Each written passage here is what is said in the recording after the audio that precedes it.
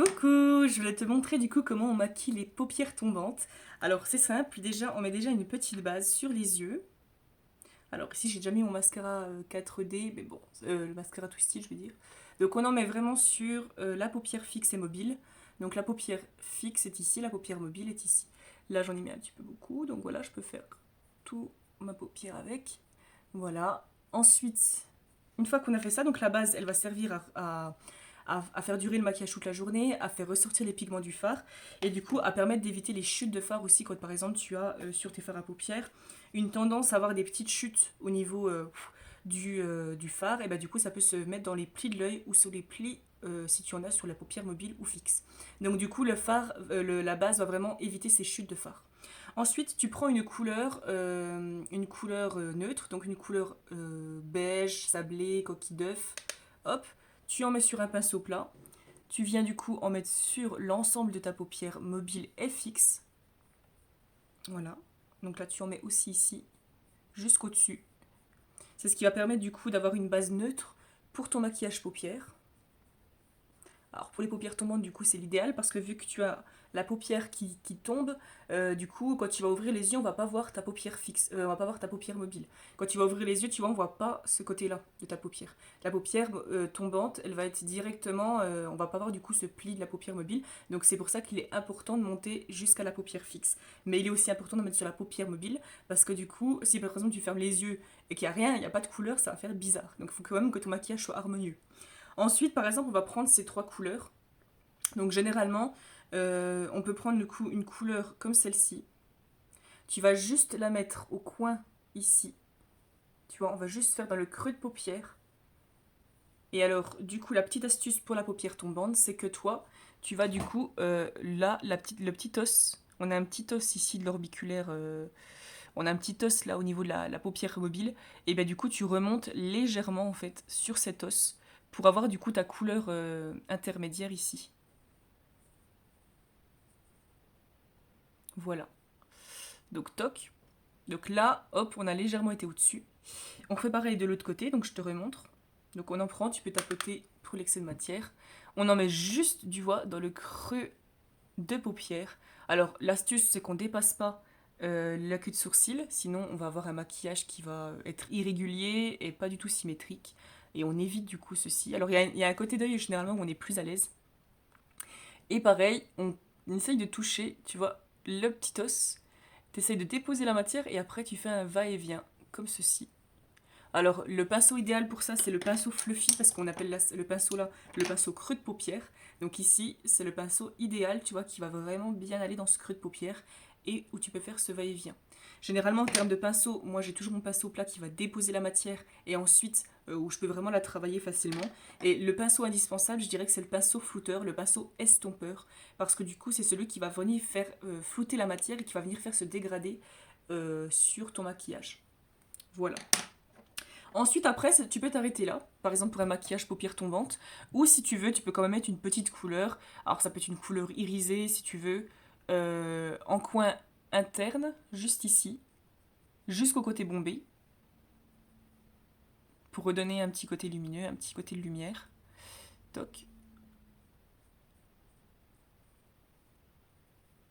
Voilà. Et ensuite, tu peux mettre une couleur un peu plus foncée. Alors là, vu qu'on est sur du rose, moi je vais prendre plutôt cette couleur-là parce que je trouve qu'elle est jolie. Et là, hop, on va le mettre en V en fait. Tu fais un forme de V, donc tu vois là qu'il est bien dessiné ici. Toc. Et du coup, tu essayes de suivre ton œil, comment il est fait. Et tu fais un V. Et ensuite, tu viens, hop, toujours faire des va-et-vient parce que, en fait, le secret d'un beau maquillage dégradé, c'est du coup ce côté flouté, c'est ce côté. Bah, du coup, on va sans arrêt flouter le maquillage pour vraiment faire ressortir les dégradés. Et du coup, le côté bombé, ici j'en rajoute un petit peu parce qu'on voit pas grand chose.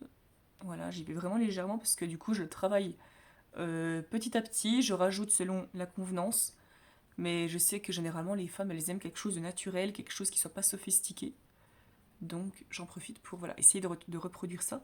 Et du coup, je peux finir avec ma couleur coquille d'œuf de départ et la remettre au niveau de l'arcade pour apporter ce côté lumineux. Voilà.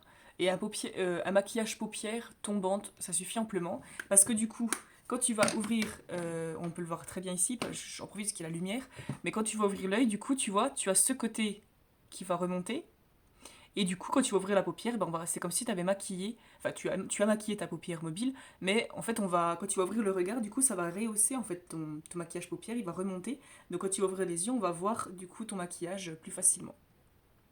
Tu vois qu'ici, j'aurais pu accentuer plus pour le creux de paupière, donc je vais le faire avec la couleur un peu prune. Alors après, les couleurs de yeux, je vais reprendre ma petite photo. Parce que j'ai une photo qui expliquait très très bien. Maman, je crois qu'elle est sur le portable. Zut. Alors laisse-moi juste 2 minutes, je me pose. Voilà, donc j'ai retrouvé le format. Donc ici, tu vois, tu as toutes les couleurs de yeux. Et à côté, ils te mettent les palettes ou les couleurs qui peuvent t'aller le plus. Alors pour des yeux marrons, c'est un mélange de couleurs primaires. Donc il y a beaucoup d'options, hein, le vert, le jaune, pardon, le bleu et le rouge. Et ensuite, tu as donc des variantes, donc avec les violets, les prunes, les côtés métallisés, bronze. Voilà, donc toutes ces couleurs vont aux yeux marrons comme les miens, par exemple. Les couleurs noisettes, c'est avec des nuances orangées et corail. Pour les yeux gris, ça convient totalement aux teintes similaires aux yeux bleus, mais donc du coup l'argent, le bronze, le bleu glacé aura l'air magnifique sur vous. Les yeux bleus par contre c'est plus brillant, donc avec des tons orangés et jaunes. Et les yeux verts ça ressort avec des tons violets, des roses, des neutres terreux. Donc plutôt des marrons foncés, des choses comme ça. Donc voilà, ça te laisse un choix de panoplie en tout cas au terme des yeux. Et du coup dans tous les cas moi je trouve que la palette neuve, celle que j'ai utilisée, conviendra à tout le monde parce que dedans tu peux retrouver très bien une palette qui convient aux yeux bleus et aux yeux marrons. Ici plutôt aux yeux verts et ici plutôt même aux yeux bleus et ici plutôt aux yeux marrons et verts et bleus pardon. Ici c'est plutôt les yeux verts, les yeux bleus, les yeux verts. Ici les yeux bleus, marron, pareil ici. Donc en fait la palette neuve moi je trouve qu'elle est bien. Après, t'as les mini palettes, mais elles sont plus dans le truc. Sinon, des fards individuels. Agile, timide. Timide, ce sera une couleur coquille d'œuf comme celle-ci. Tu as Marvelous qui a un brun foncé. Abounding qui est un doré.